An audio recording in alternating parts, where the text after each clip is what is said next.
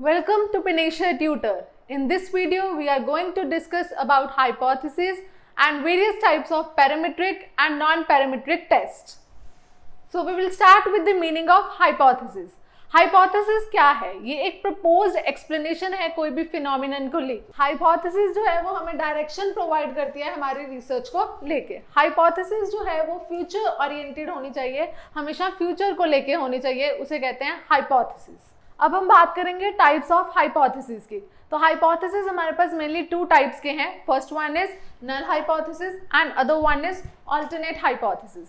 नल hypothesis वो hypothesis हैं जब हमारे पॉपुलेशन मीन और सैंपल मीन में कोई भी डिफरेंस नहीं होता, मीन्स दोनों इक्वल होते हैं। नल हाइपोथेसिस को हम H0 से भी डिनोट करते हैं। And next is alternate hypothesis. Alternate hypothesis को हम रिसर्च हाइपोथेसिस भी कहते हैं। ये वो हाइपोथेसिस हैं जिनके पॉपुलेशन मीन और सैंपल मीन में डिफरेंस होगा, तो मीन्स ये एक दूसरे के इक्वल नहीं होते। अल्टरनेट हाइपोथेसिस को हम HA से भी डिनोट करते हैं। सो वो है अल्टरनेट हाइपोथेसिस। नेक्स्ट बात करेंगे steps in hypothesis testing.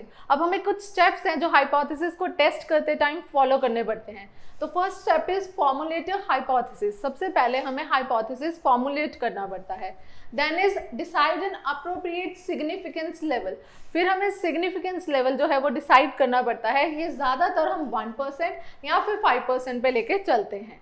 Then is select a test criterion. हमें कौन सा टेस्ट यूज करना है, लाइक पैरामीट्रिक करना है, नॉन पैरामीट्रिक करना है, तो इनके आगे सब टाइप्स कौन से हैं, जैसे कि T test, G test, chi square test etcetera. तो कौन सा टेस्ट हमें यूज करना है वो सिलेक्ट करेंगे।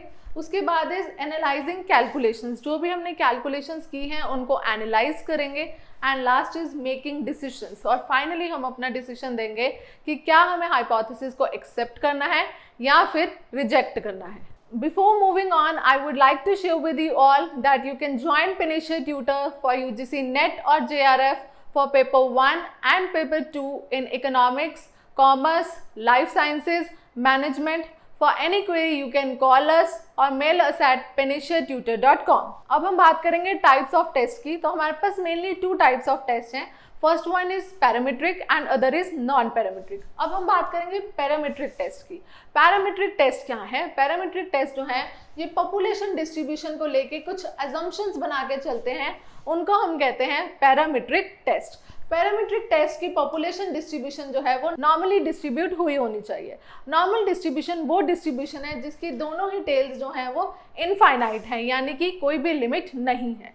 देन इज वेरियस टेस्ट जैसे कि T test, F test, G test, ये जो है हमारे पास कई टाइप्स के पैरामीट्रिक टेस्ट हैं। Now we will discuss Z test. Z test को हम स्टैंडर्ड नॉर्मल डेविएट टेस्ट भी कहते हैं। ये लार्ज साइज सैंपल टेस्ट है। इससे हमें पता लगता है कि जो हमारे रिजल्ट्स हैं वो वैलिड हैं या फिर रिपीटेबल हैं। फॉर एग्जाम्पल की बात करें, अगर हमें किसी ने कहा कि कोई नया ड्रग मिला है जिससे कोविड-19 जो है वो ठीक हो सकता है, तो इससे पहले हम चेक करेंगे कि क्या वो सही है या फिर गलत है। तो इसके लिए जो है हमारी हाइपोथेसिस टेस्ट हमारी हेल्प करेगा चेक करने में कि क्या वो जो पर्सन कह रहे हैं वो सही है या फिर गलत। नेक्स्ट हम बात करेंगे कंडीशंस फॉर जेड टेस्ट की। जेड टेस्ट को लगाने के लिए हमारे पास कुछ कंडीशंस हैं जो हमें फुलफिल करनी पड़ती हैं। तो सबसे पहले सैंपल साइज जो है वो हमारा 30 से ज़्यादा होना चाहिए। Sample size must be greater than 30। Then is जो डेटा है वो नॉर्मली डिस्ट्रीब्यूट होना चाहिए। नॉर्मल डिस्ट्रीब्यूशन अभी बताया वो डिस्ट्रीब्यूशन है जिसकी दोनों टेल्स जो है वो इनफाइनाइट है। देन इस डेटा जो है वो रैंडमली सिलेक्ट करना चाहिए हमें पॉपुलेशन में, जहाँ पे हमारे पास इक्वल चांस है हर किसी के सिलेक्ट होने का। अब हम बात करेंगे स्टेप्स ऑफ जेड टेस्ट की। जेड टेस्ट के लिए भी जेड टेस्ट को लगाने के लिए भी हमें कुछ स्टेप्स को फॉलो करना पड़ता है। तो सबसे फर्स्ट है state null and alternate hypothesis. हमें चूज करना पड़ेगा कि क्या ये नल हाइपोथेसिस है या फिर अल्टरनेट हाइपोथेसिस है। Next is choose an alpha level. अब हमने हाइपोथेसिस चूज कर लिया है तो अब हमें अल्फा लेवल चूज करना है। फिर हमें क्रिटिकल वैल्यू देखनी है जेड की फ्रॉम जेड टेबल। फिर है जेड टेस्ट का स्कोर क्या आया। जो जेड टेस्ट का स्कोर है हम उसको कहते हैं जेड टेस्ट स्टैटिस्टिक। और फिर हम उसके टेस्ट स्टैटिस्टिक को उसकी जेड की वैल्यू से कंपेयर करेंगे, जिससे हमें पता लगेगा क्या हमें उसे एक्सेप्ट करना है या फिर रिजेक्ट करना है। तो ये सारे स्टेप्स थे हमारे जेड टेस्ट को अप्लाई करने के लिए। अब हम बात करेंगे टी टेस्ट की। टी टेस्ट जो है वो हमारे पास अनदर पैरामीट्रिक टेस्ट है जो कि दिया था WS गॉसेट ने। टी टेस्ट जो है वो इनिशियली स्टूडेंट के नेम के अंडर पब्लिश किए जाते थे, तो इसलिए हम इनको स्टूडेंट टेस्ट भी कहते थे। स्टूडेंट टी टेस्ट जो है वो हम रियल लाइफ में भी यूज करते हैं एवरेजेस को कंपेयर करने के लिए। टी टेस्ट जो है वो हमारे पास रिग्रेशन कोएफिशिएंट्स यानी कि BXY एंड BYX का सिग्निफिकेंस चेक करने के लिए भी यूज होते हैं, और इनका सैंपल साइज जो है वो स्मॉलर देन 30 है। ये जो है हम स्टूडेंट्स की टेस्ट इफेक्टिवनेस के लिए भी यूज करते हैं कि कोचिंग में उनकी क्या इफेक्टिवनेस रही है, उसके लिए भी हम टी टेस्ट अप्लाई करते हैं। अब हम बात करेंगे एफ टेस्ट की। एफ टेस्ट जो है वो R.A. फिशर ने दिया था, इसको हम वेरिएंस रेशियो टेस्ट भी कहते हैं, और जो एफ टेस्ट की वैल्यू है वो 0 to ∞ के बीच लाई करती है। ये टेस्ट जो है वो हमें बताएंगे कि क्या हमारे टू पॉपुलेशन वेरिएंसेस इक्वल है। एफ टेस्ट में एफ की वैल्यू कैलकुलेट करने का फॉर्मूला है larger estimation of population variance upon smaller estimation of population variance. F test जो है वो कभी भी नेगेटिव नहीं होता, ये हमेशा पॉजिटिव रहेगा। क्यों? क्योंकि लार्जर वैल्यू जो है वो हम हमेशा फॉर्मूले में ऊपर लेते हैं। अब हम बात करेंगे नॉन पैरामीट्रिक टेस्ट की। नॉन पैरामीट्रिक टेस्ट वो टेस्ट हैं जो कुछ भी अजम्पशंस बना के नहीं चलते, और इसलिए इनको हम डिस्ट्रीब्यूशन फ्री टेस्ट भी कहते हैं। वेरियस टेस्ट जैसे कि chi square test, Kruskal Wallis test, Mann Whitney test, ये सब क्या है हमारे पास non parametric test. Non parametric test जो हैं ये हमारे पास स्मॉलर सैंपल साइज में ज़्यादा यूज होते हैं, और नॉन पैरामीट्रिक टेस्ट जो हैं वो हमारे पास नॉमिनल या फिर ऑर्डिनल स्केल के लिए हम इनको यूज करते हैं। नेक्स्ट है अनोवा। अनोवा जो है हमारे पास सबसे पहला नॉन पैरामीट्रिक टेस्ट है, जिसको हम कहते हैं एनालिसिस ऑफ वेरिएंस। इसको दिया था R.A. फिशर ने, और इसलिए हम इसको फिशर्स एनालिसिस ऑफ वेरिएंस भी कहते हैं। ये टेस्ट कुछ अजम्पशंस लेके चलता है। तो सबसे पहली अजम्पशन है इंडिपेंडेंट सैंपल्स। जो सैंपल्स हैं वो हमारे इंडिपेंडेंट होंगे। देन इज जो पॉपुलेशन है वो हमारी नॉर्मली डिस्ट्रीब्यूटेड होगी, और ये जो है अनोवा टेस्ट वो क्वालिटेटिव डेटा के लिए यूज होता है। क्वालिटेटिव डेटा वो डेटा है जिसको हम मेजर नहीं कर सकते, that can not be quantified, उसको हम कहते हैं क्वालिटेटिव डेटा। अब हम बात करेंगे काई-स्क्वेयर टेस्ट की। काई-स्क्वेयर टेस्ट जो है वो हमें कार्ल पियर्सन ने दिए थे। काई-स्क्वेयर टेस्ट जो है वो यूज होते हैं कैटेगोरिकल डेटा को एनालाइज करने के लिए। कैटेगोरिकल डेटा वो डेटा है जिनको हम अलग अलग कैटेगरीज में डिवाइड कर सकते हैं। नेक्स्ट इज कुछ प्रोबेबिलिटी डिस्ट्रीब्यूशन में हम देखते हैं डिस्क्रिपेंसीज आ रही हैं ऑब्जर्व्ड और एक्सपेक्टेड फ्रीक्वेंसी के बीच। तो ये कुछ डिस्क्रिपेंसीज जो हैं वो हम सीधा काई-स्क्वेयर मेथड से चेक कर सकते हैं, जिसके लिए फॉर्मूला ये गिवन है। ये है काई-स्क्वेयर, जिसको निकालने के लिए हमारे पास ये फॉर्मूला है। इसमें O जो है इस फॉर्मूले में वो स्टैंड करता है ऑब्जर्व्ड वैल्यू से, and E stands for expected value.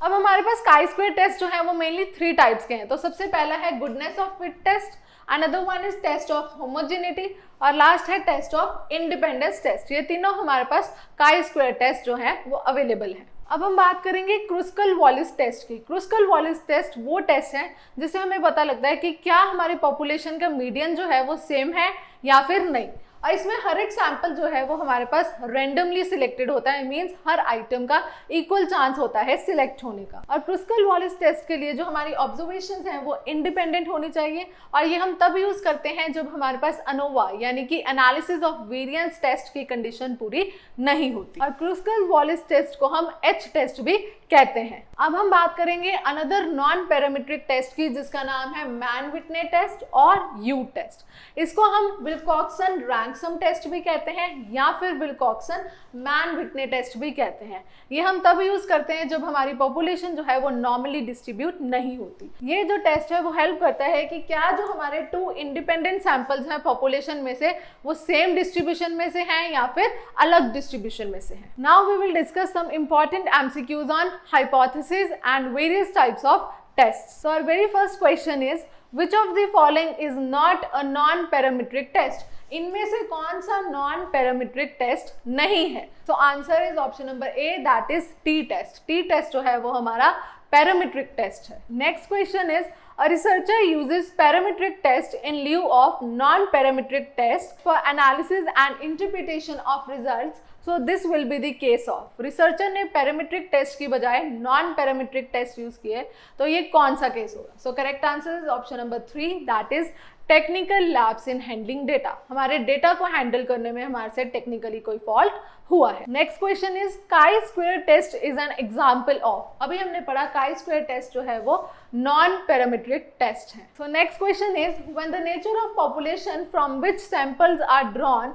Is not normally distributed then data can be analysed with the help of, तो जब हमारे जो पॉपुलेशन है वो नॉर्मली डिस्ट्रीब्यूटेड नहीं है तो हम उसके लिए कौन सा टेस्ट यूज करते हैं, that is option number 3 non parametric test. Next question is which of the following statement is true in the context of hypothesis, इनमें से कौन सी स्टेटमेंट ट्रू है हाइपोथेसिस की जब हम बात कर रहे हैं। So it is option number 2 that is it is only the null hypothesis which is capable of tested, सिर्फ और सिर्फ हम नल हाइपोथेसिस को ही टेस्ट कर सकते हैं। Next question is a working hypothesis is, working hypothesis कौन सा होता है, और provisionally accepted hypothesis for further research, ये एक प्रोविजनली एक्सेप्टेड हाइपोथेसिस होता है जिसको हम फर्दर रिसर्च के लिए एक्सेप्ट करके चलते हैं। Next question is male and female students have scored equally well in numerical aptitude test, so this is the case of male और फीमेल स्टूडेंट्स ने इक्वली अच्छा परफॉर्म किया है एक टेस्ट में,